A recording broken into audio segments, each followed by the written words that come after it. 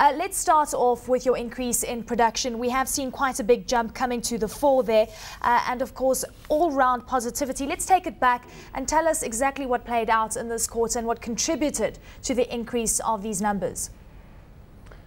Lenny, yes, no, thank you and good afternoon. Look, all of our circuits performed better this quarter. From underground production, we made a strong recovery from where we were a year ago. And also the recoveries out of our surface circuits, ergo in particular, those recoveries were up as well. So on the whole, all of our circuits produced more gold this quarter than in the previous quarter.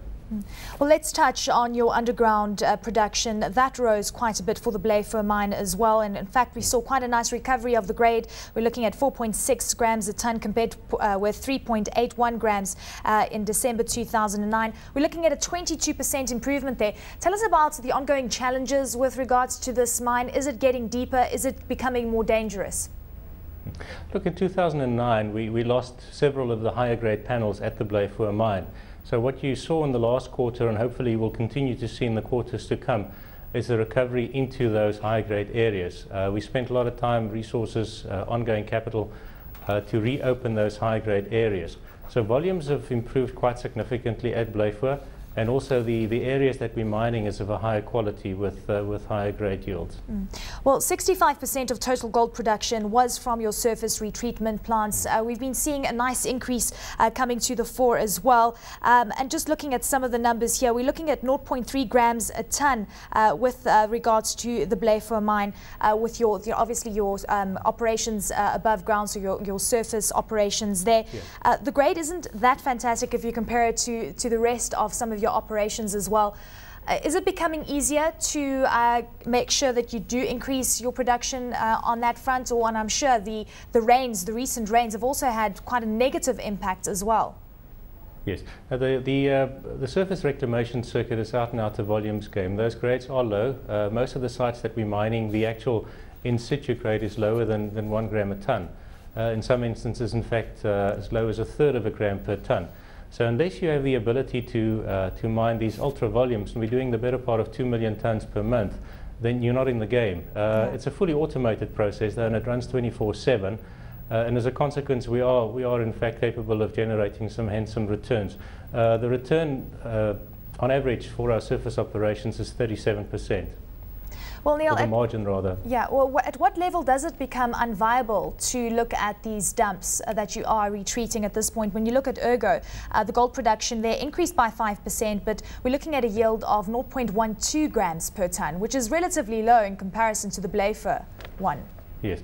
Yes, no, absolutely. Look, the dump that we're mining at Blyford has an in situ content of about 0.3 gram a ton. So a 0.12 gram a ton in the circumstances is actually one that we find very attractive. It gives us a very solid return.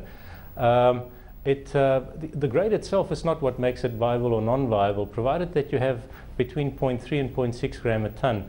It's your ability to generate significant volumes, and this is an ultra-high volume circuit. We're putting 1.2 million tons a month through our circuit.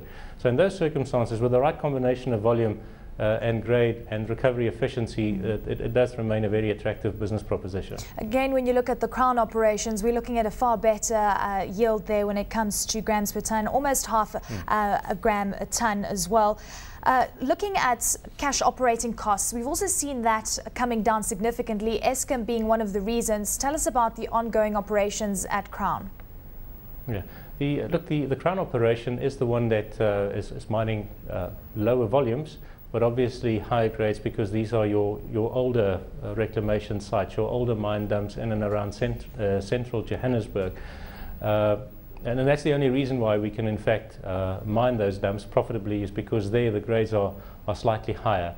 The actual, of the 11% drop in total production costs in the last quarter, 6 of the 11 was as a consequence of lower electricity tariffs, not having to pay the winter surcharge.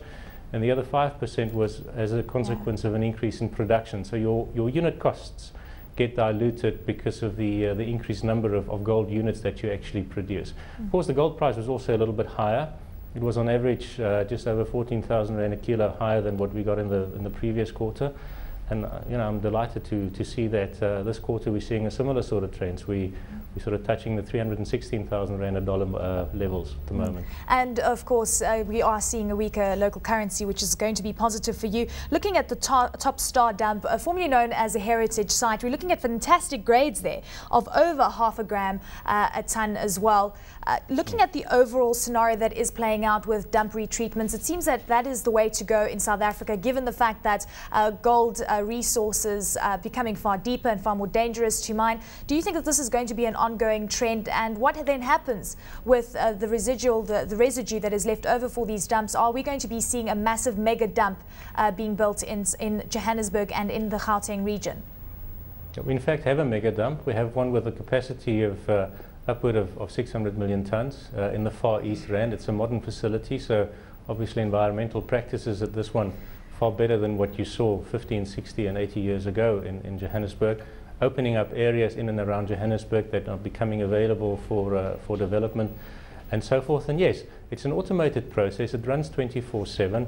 We're really mining the mineral wealth of South Africa a second time, and I think within the context of the objective stated in the Mineral and Petroleum Resources Development Act of optimizing our natural resources, this is true optimization, because on-surface resources that were brought to surface over several decades in the past are now being treated again for the little bit of gold that's still left in there. And it's an attractive model, a very attractive model. Neil, let's touch on the overall South African scenario that is playing out, nationalization, and I'm assuming that you did visit the mining indaba, given the fact that you are in Cape Town at this point in time.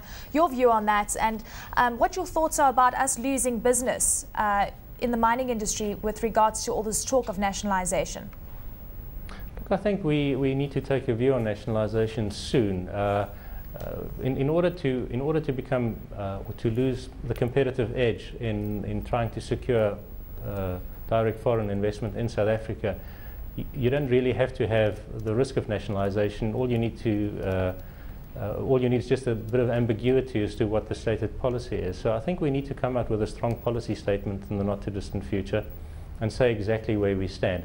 Simple fact of the matter is, if we are going to tolerate talk of nationalization, we will not be as competitive as many other jurisdictions where it's not on the cards in securing capital. Of course, if we decide to nationalize, that's the end of it. Nobody would want to invest in here. Having said that, I think the likelihood in the long term of nationalization actually occurring is just so remote. It's probably more of maintaining political balance or dealing with sections within the political organizations. That it's still tolerated as an agenda item. The likelihood of it happening, though, I think is remote. Fantastic. Thank you very much, Neil, for joining me today. Much appreciated. Niel Pretorius, the CEO of DRDGold.